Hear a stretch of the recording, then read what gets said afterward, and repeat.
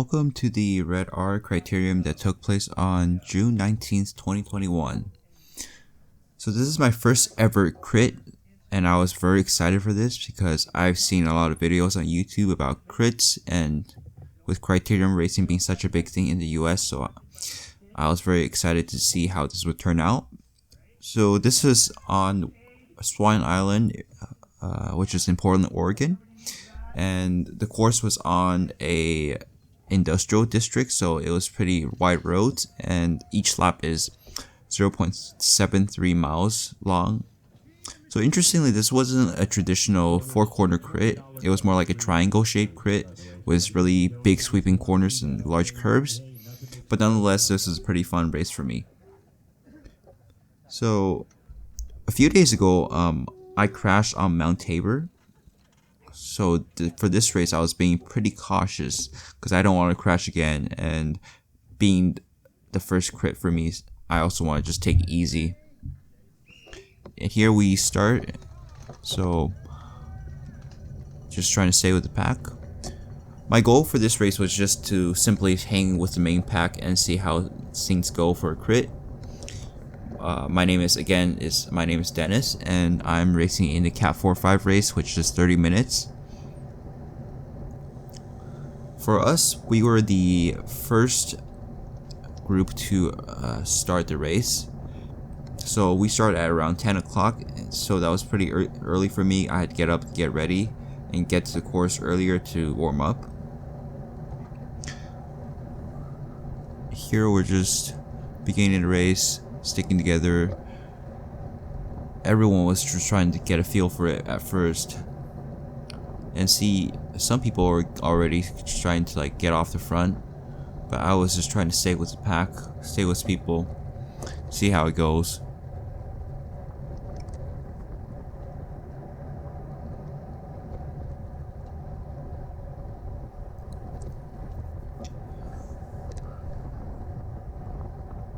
On this course, even though this is pretty big roads for the industrial district, there's still some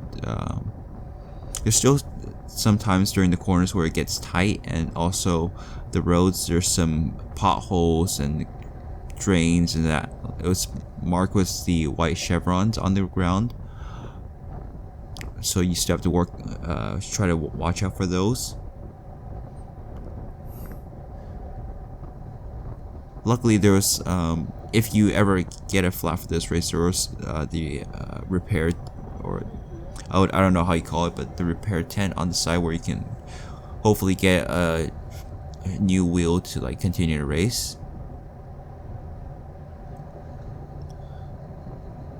So for Criterium race, from what I've seen on YouTube and Instagram, the most important areas are the corners, where a lot of people, depending on how you take the corner, if you're slowing down during the corner, or if you're taking a wider line or taking an inside line, it could often affect how much you have to power you have to output to catch up once you get out of the corner.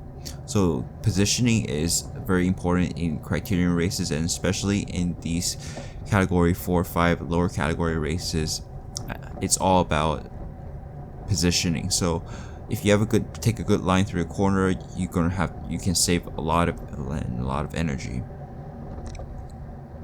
On the other hand, so I follow an Instagram account called Crit Drama, which they post videos about people crashing Criteriums. From what I've seen, I was pretty I would say nervous about Criterium, since I've seen some pretty nasty crashes from people coming together during the corners or whatnot, clipping a pedal in the corner causing them to crash.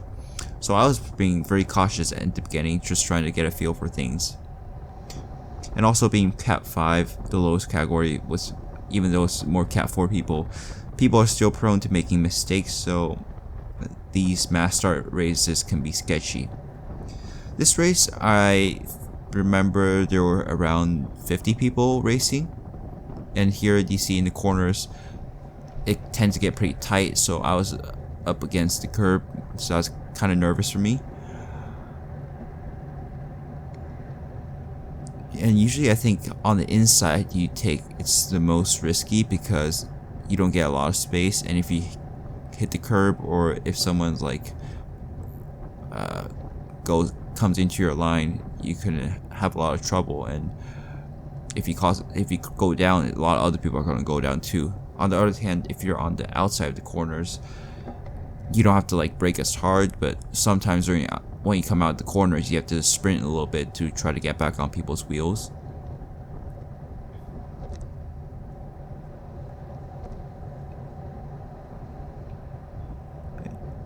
I was pretty surprised after this race that I wasn't looking at my Garmin computers as much during the race, but I was surprised that we were going really fast. Like for me, 27 miles per hour, 26, even above 25, that was pretty fast for me.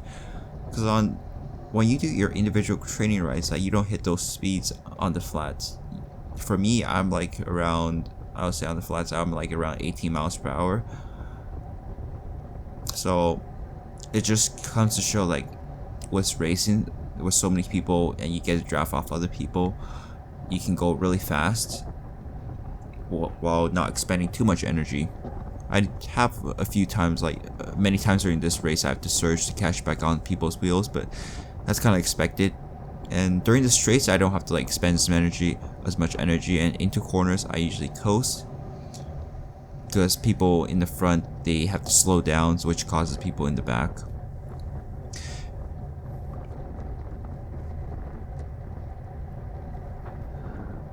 Another thing is just like going off of like cornering strategy. If you're at the front, you get to take a better line, so that means you'd have to slow down, you have to scrub some speed off by pulling out your brakes, meaning that you don't have to expend as much energy coming out the corner, which is like very beneficial for you if you want to win the race. The more far back you are cornering during corners, it just causes like a domino effect, meaning if someone in front of you pulls a brake, you're gonna have to start to brake a little bit, and this causes a more dramatic effect for the people behind you. So that means that if you're in the back of the pack, you're gonna have to like, even like if before you get to the corner, maybe like 20-30 meters before the corner, you gotta start coasting already to in order to not break in a corner. And even when you come out of the corner, the pack is going to be super stretched out, so you're gonna have to sprint extra long to catch back on. So being in the back of the pack, even though you can sometimes get a better draft, but in the corners of these like races, especially if there's a lot of corners, you get stretched out, so you have to sprint a lot. And here you see I gotta go up to almost 500 watts to try to keep up with the pack, because everyone is trying to catch back on, so everyone's surging. And if people are surging in the front, people like me in the back are going to have to like work harder to catch back on. So in another way, if you're in the front and you want to draw people, it will be very beneficial to go faster, to cause people in the back have to like catch up. And also in corners, especially outer corners, if you sprint really fast, it can often cause the field to stretch out really far and cause people to fall apart.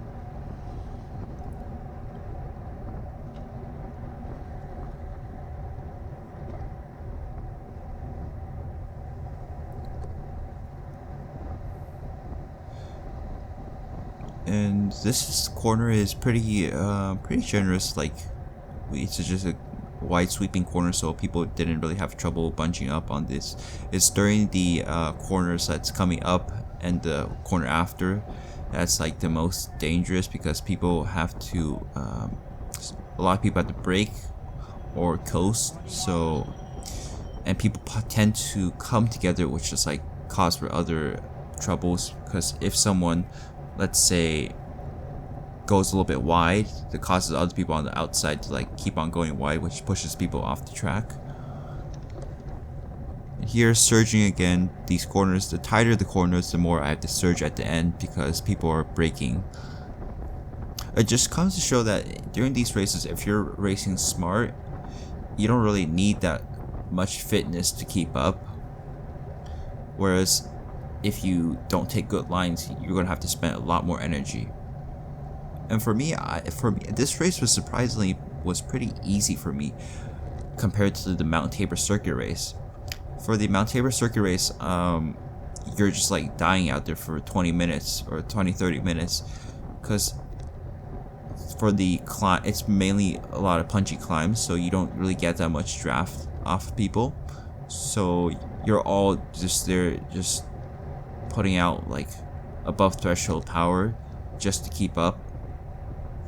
And even during the descents, you're trying to get on people's wheels so you don't get dropped, because there's headwinds during the flats on Mount Tabor, and if you don't get in people's draft, you're going to get dropped in the end. That's what happened to me on my first race, because I wasn't paying attention. I was just like so new to racing, so I wasn't watching the wheel in front of me, and I just let a gap open and wasn't able to close it. Here, I'm just trying to race smart, just trying to draft off other people, since we're going like 28 miles, even up to 30 miles per hour during the race, so drafting is very, very important. I always try to get behind someone's wheel, and it'll be especially good if I was able to find someone like a bigger guy to draft off, which I kind of do in later parts of the race. Here I'm just focusing on cornering and protecting myself.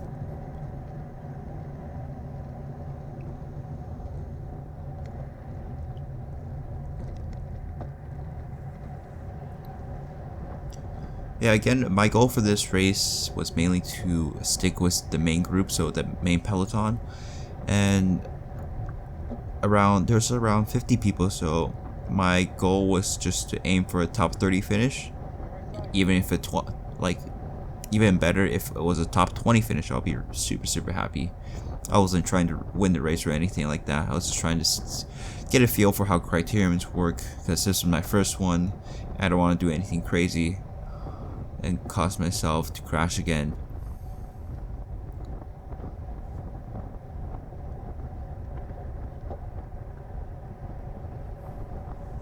Here, a gap opens up a little bit. Just try to bridge, trying to catch up and get in people's draft. And yeah, 189. I'm getting towards 190 beats per minute for my heart rate.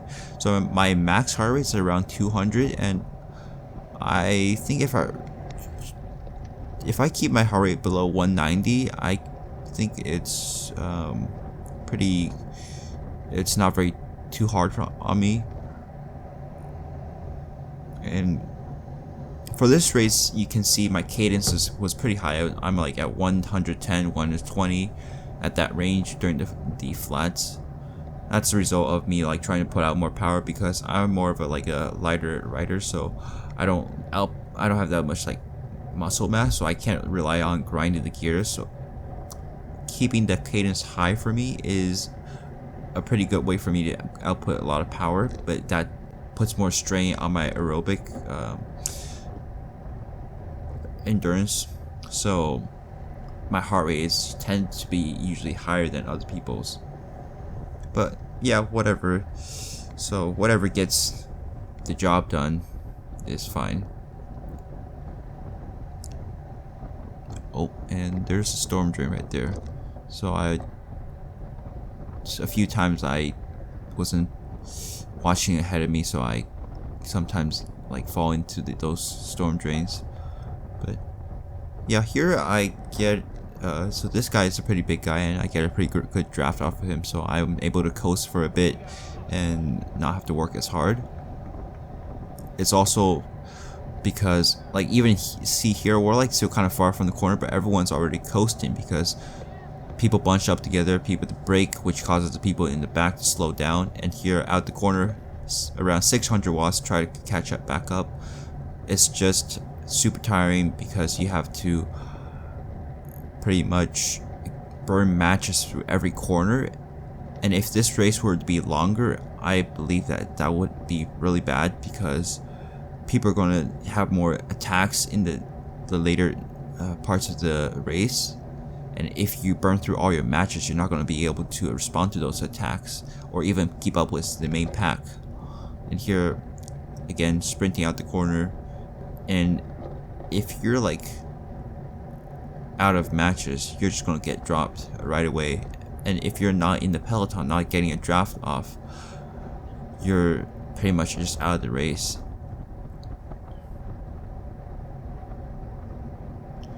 So for me, I was like, just hang on to the wheel in front of me at all costs, because I know that if I get dropped, my race is over.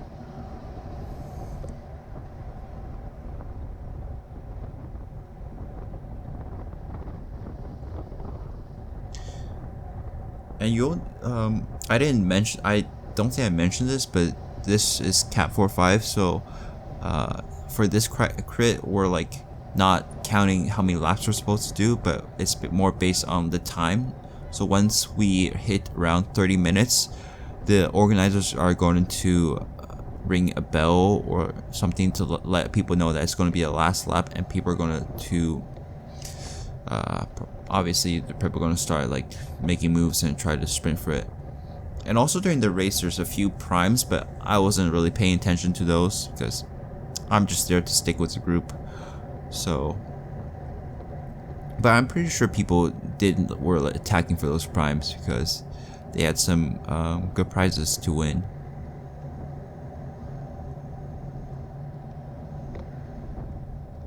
Oh yeah, and also for this course, it's a closed course, meaning that there's race organizers blocking off the intersections. So people were allowed to go on the other side of the road, but obviously people are just trying to draft off other people, and if people are all on the right side, so the main group tended to be on the right side of the road.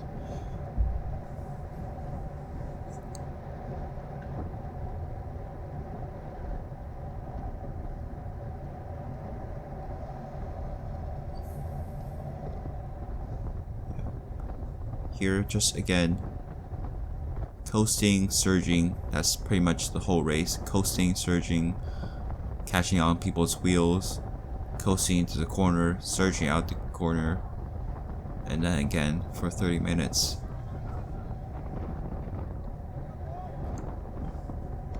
During these corners, during other races, I've seen people like on YouTube, they tend to dive bomb, meaning like they try to cut into the corners to try to like gain positions.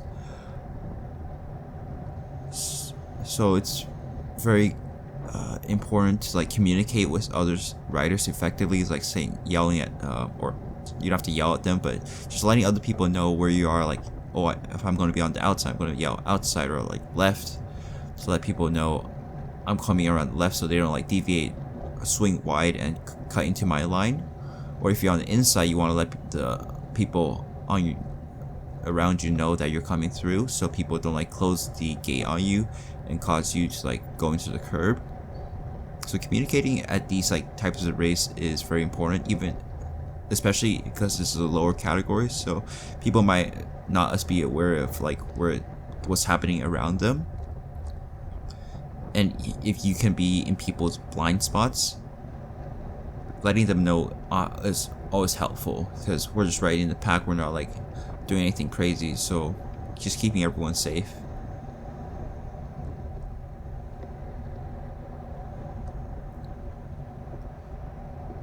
Yeah, here I'm just hanging on to this person's wheel, coasting.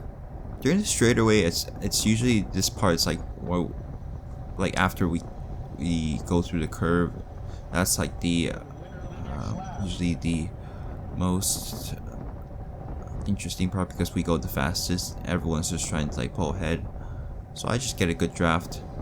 See people coast a little bit through the corner, sprint out the corner. In the future race, I'm definitely going to have to work on that, because if I keep doing that, I'm going to be very tired in a longer race. So learning how to take better lines will be very important to having more success during these races. That's why you see riders, like, even in the beginning of the race, they try to establish a breakaway, because they know that if they get a few people with them in the breakaway, they're going to, even though they're not having as much people to draft off, they could take better lines through and go faster. And if they're stronger, they can establish a break and perhaps even win the race.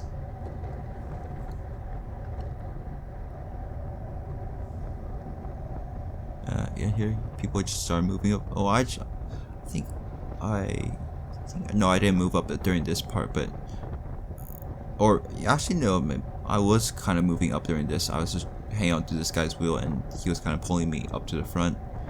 I let the guy's wheel go a little bit to let this guy slide in, because I didn't want to be on the front of the race, like too much in the front. I want to be like towards the front of the pack, but like not at the front of the pack, because I don't want to be pulling the other people, because I know that I'm not strong enough to pull other people. I just want to sit in, conserve energy, and just gain experience from riding in a pack.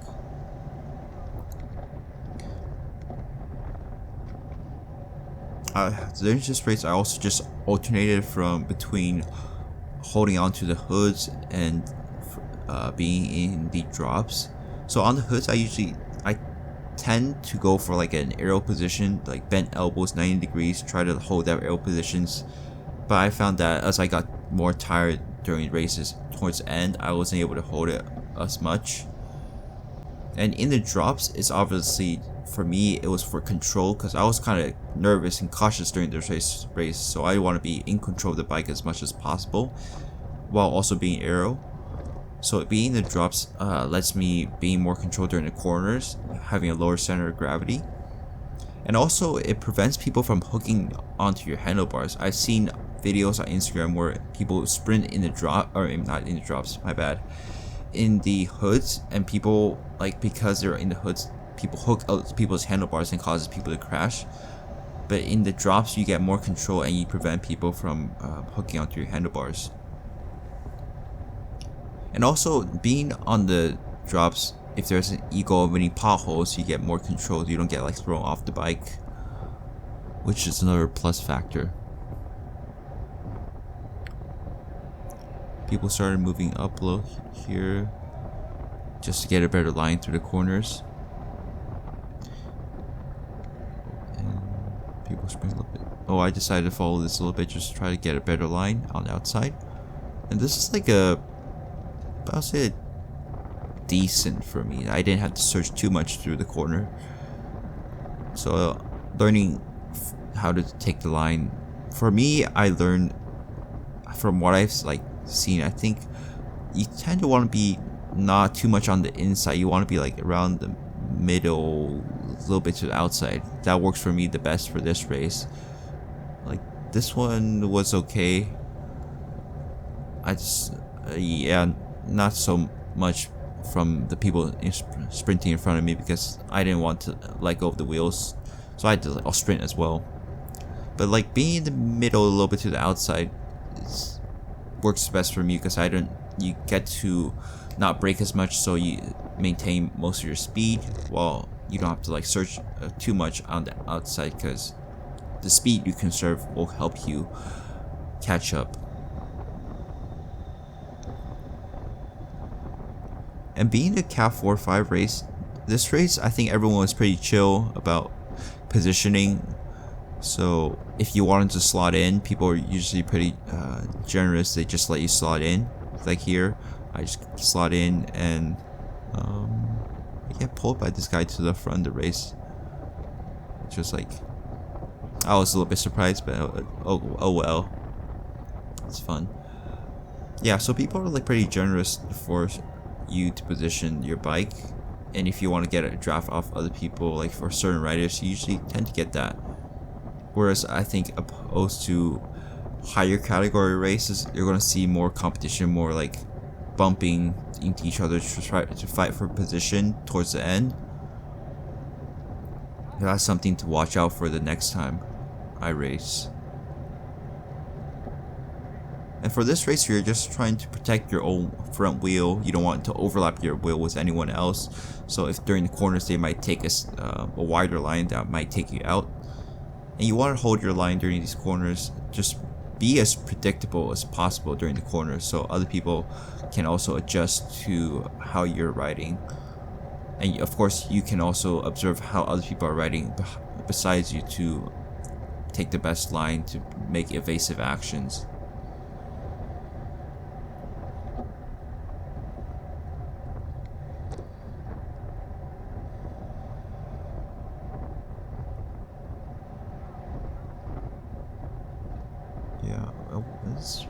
Yeah, we get up to 30 miles per hour right here, which is like pretty fast. And I'm just keeping my cadence high just to keep the speed and maintain my momentum. Coast a little bit during the straightaway because people in the front are probably getting ready to corner, so they're also like slowing down, which causes the people in behind them to slow down as well, causing a domino effect.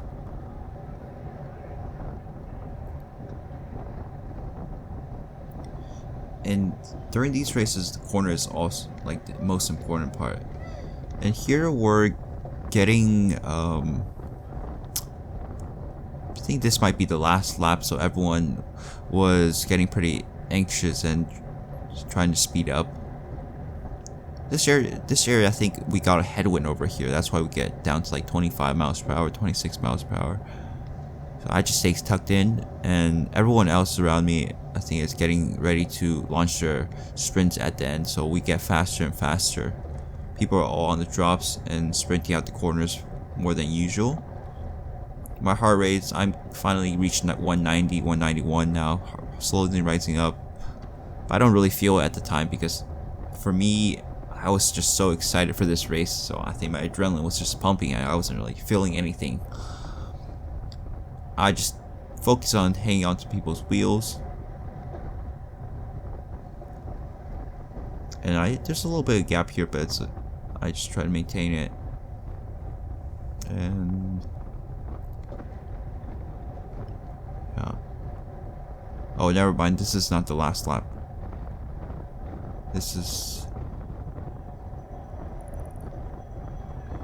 Oh yeah, and okay, this one is finally. This is the last lap.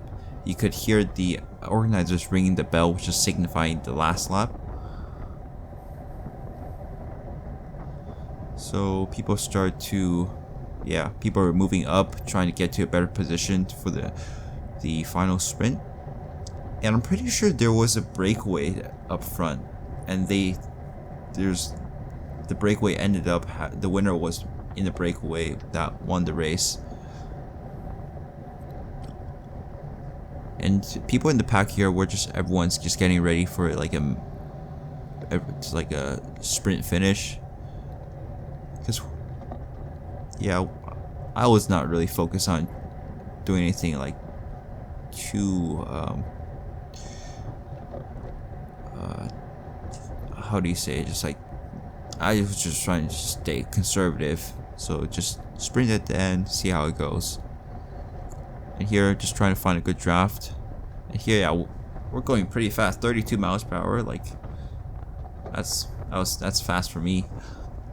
And out the corner here, I think the final corner is very important how you take it. If you're out the corner first, you're going to have a really big advantage for the final sprint. And I'm just here, get a good draft off this guy in front of me, and try to sprint as hard as I can, see how I do. And with that, that's the final lap. So I finished 24th out of 50 people. And this race felt surprisingly easy on me.